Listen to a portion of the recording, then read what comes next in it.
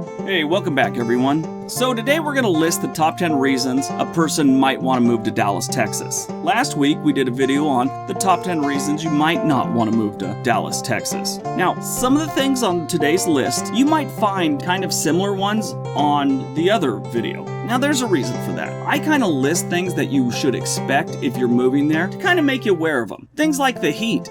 I hate the heat, but you have people that's one of the reasons they'll want to move there. So you might find weather on the reasons to move to Dallas. It's just a weird thing. People are all different. Perfect example, when we moved to Portland, I love the rain. My wife cannot stand it. She's since gotten used to it, but that's just it.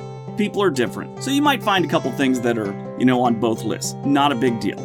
But before we get going, I thought I'd answer a question that I've gotten a lot lately. And it's why I make videos like this, why I'm making lists about cities and towns and states, whatever. The reason is, that's what I'm interested in. I've traveled all over this country. I've lived in a bunch of places, whether it was in the military or doing comedy or something like that. I've lived in a lot of towns. I've met a lot of people in these cities. I've been to a lot of different states. It's what I do. I like doing things like that. A lot of people like to go to Europe or Asia for vacation, maybe some tropical island in the Pacific or in the Caribbean. Not me. I do like those places, but I'd really prefer to drive to a small town someplace in, Idaho, and just kind of take it in. I don't need to go visit Mount Rushmore or the Statue of Liberty here in the United States. Those are great. I think a better thing to do is experience small towns and the little things they have there, or big towns, big cities, it doesn't matter. The United States has a lot to offer, and it's really, really interesting. What got me kind of interested in this, when I was in the military, I read a book called Blue Highways by William Heat Moon. He was a young college professor back in the late 70s, early 80s, that packed up his van one summer and just drove the country, taking back roads mostly. He met people, went to small towns, stayed in small towns, and just went through, like Louisiana, Texas, Arizona, up to Colorado, Utah, Oregon, and then back the other way, mostly taking small back roads. It was such a good book. I loved it. I think I've honestly read it twice, all the way through, and maybe a third time I just browsed through it over the years. It's a great book. If you like my videos and you're kind of interested in this thing, you'll really love this book. So I'll leave a link below it so you can order it on Amazon or whatever you want to do. But all that being said, why don't we get to today's list, and then we'll get on with our day. So here's my top 10 reasons everybody's moving to Dallas, Texas. Number 10, sports. Like I said in my last Dallas video, this town is crazy about their professional sports, and they have one in every single league. Football, baseball, basketball, hockey, and even soccer. So you could root for your home team all year round. How cool is that? And if that's not enough, again, like I said in the past video, they're crazy about their high school football. So bad that they've made TV shows, movies, and written books about it.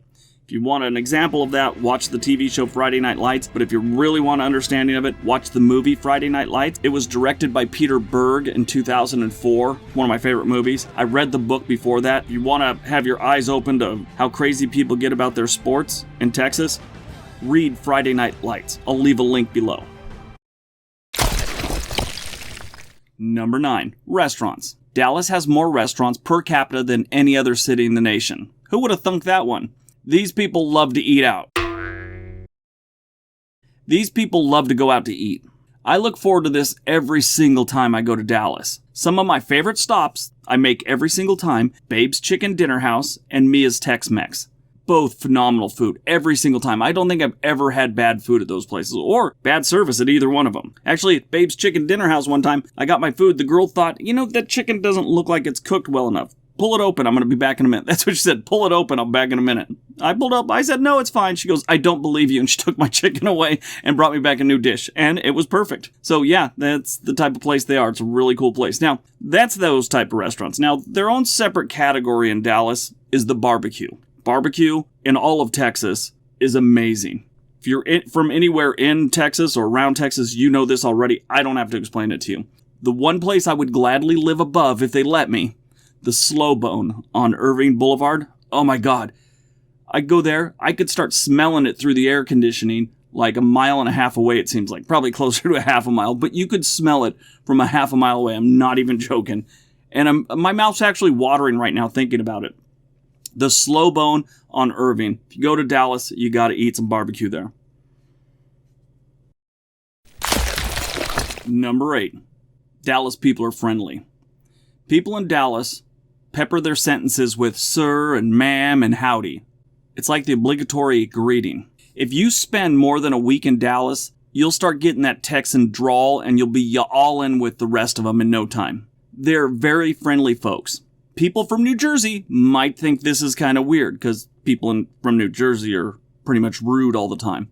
People from California might think this is a pleasant surprise because they're really not as fake as most people from especially Southern California.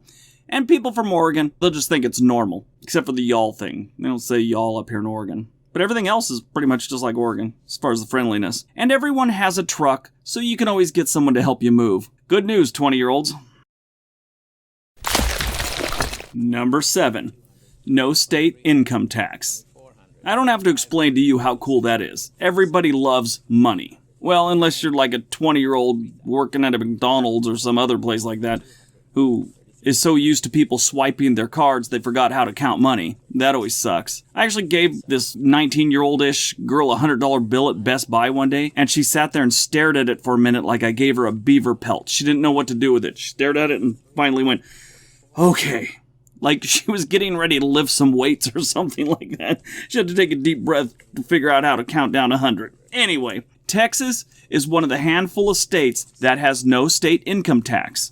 And if you're sitting there right now and you're about to say, but they have other taxes to make up for it, yeah, I'm sure they do have a way to get taxes out of you. But state income tax is not one of them.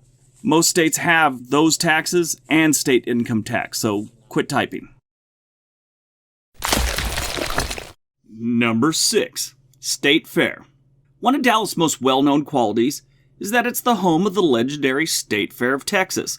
Little side note to that, if you call it the Texas State Fair, you could be corrected. I don't know if that's a big thing, but it's happened to me a couple times. Held annually just east of downtown, the State Fair of Texas attracts about 14,000 visitors the opening day. So it's crowded. It goes on for a while, so you don't need to go the first day. It's a little weird. Not weird, it's a little too crowded. Elbow room only, folks. What do they come for? Well, Big Tex, of course. He's a 55-foot cowboy mascot. He's huge. Really, he's kind of cool, but that's not why they really go. They might come for the Red River rivalry. It's hard to say, and it's a bit of a tongue twister, but that's a really good football game. It's a rivalry between the Texas Longhorns and the Oklahoma University Sooners. This has been going on for a very long time. It's been going on 116 years to be exact. Actually, as I make this video, next Saturday is the 117th meeting, I believe. So yeah, it's been going on quite a while. It's held at the Cotton Bowl. Now this is the other reason people go. The fair's menu. High-fat fried foods, including deep-fried Oreos, Twinkies, pork ribs, deep-fried Jell-O. Yeah, I said that, deep-fried Jell-O. Deep-fried butter, chicken pot pie. There's also a mac and cheese dip also with that. They've even learned how to batter Coca-Cola. It's like they have some crazy scientist in a deep fryer in an underground bunker at the Cotton Bowl or something. He never learned the dangers of cholesterol. It's really strange. Texas State Fair, the State Fair of Texas, whatever you want to call it, it's one of the greatest things about Dallas. Number 5. Jobs. The unemployment rate in Dallas is high. I said employment, not unemployment, like so many other cities. It is one of the best in the country. Every month, it seems like I see some big company is moving a manufacturing plant, a headquarters, or a shipping hub to Dallas or a Dallas suburb. This city is corporate friendly and it shows. A lot of good jobs and a low cost of living. You can't beat Dallas for that. And before anyone leaves a comment, I'm sorry you can't find a good job. In Dallas, you are the minority in this category. I don't know what to tell you, but I can tell you to quit typing.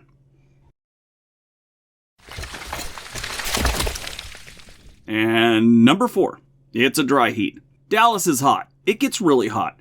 The good news is, it's a dry heat. In my other Dallas video, I talked about the crazy weather Dallas gets. It does. Giant hail, tornadoes, all kinds of crazy stuff. The good news is, the heat in Dallas is bearable. Not like some southern states, you go there and the humidity is insane and the heat is crazy. That type of weather, you standing still in the shade and you still got boob sweat. Nobody likes that. So if you're a sun lover and you own a bunch of sunblock, Dallas may be the place for you. Number 3, farmer's market. Okay, so I get it. A lot of you right now are going, farmer's market, why? And it doesn't matter to some of you that are probably watching this.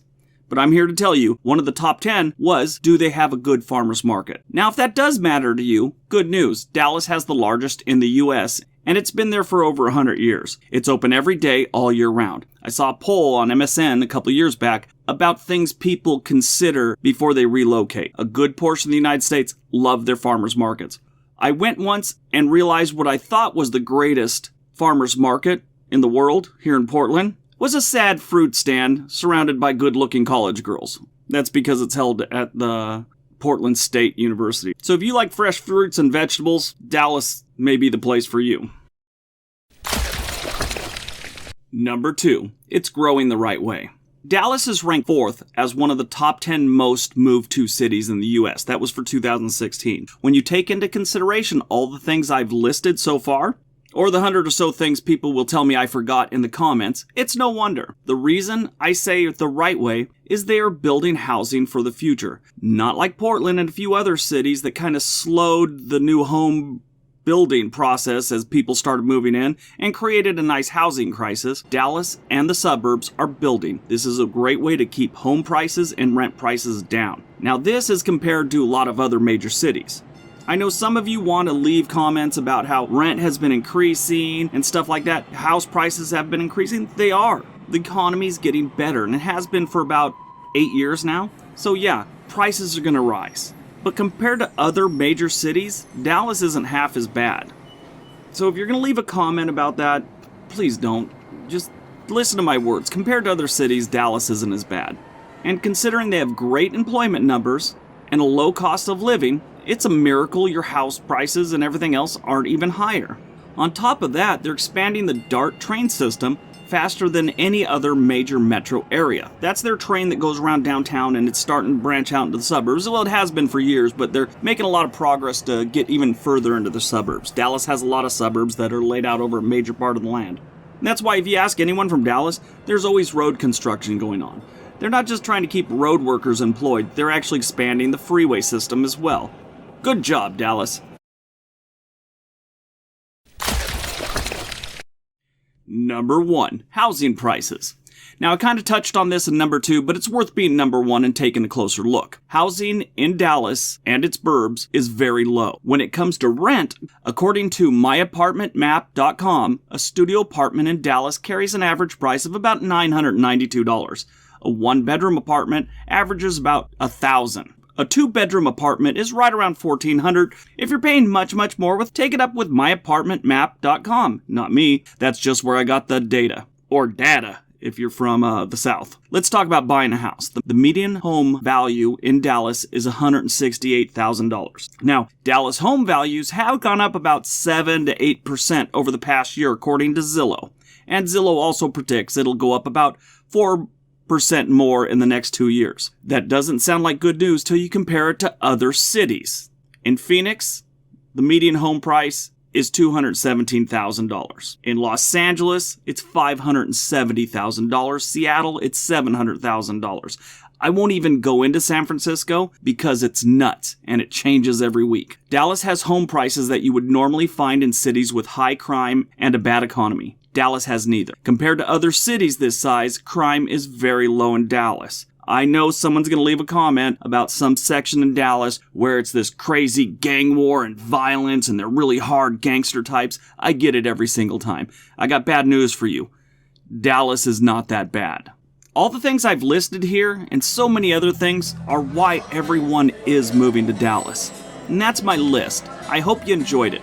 Don't forget to leave a like, leave a comment, share this on your social media. If this is your first time here and you haven't subscribed, please do so. Have a good day, everyone. Be nice to each other.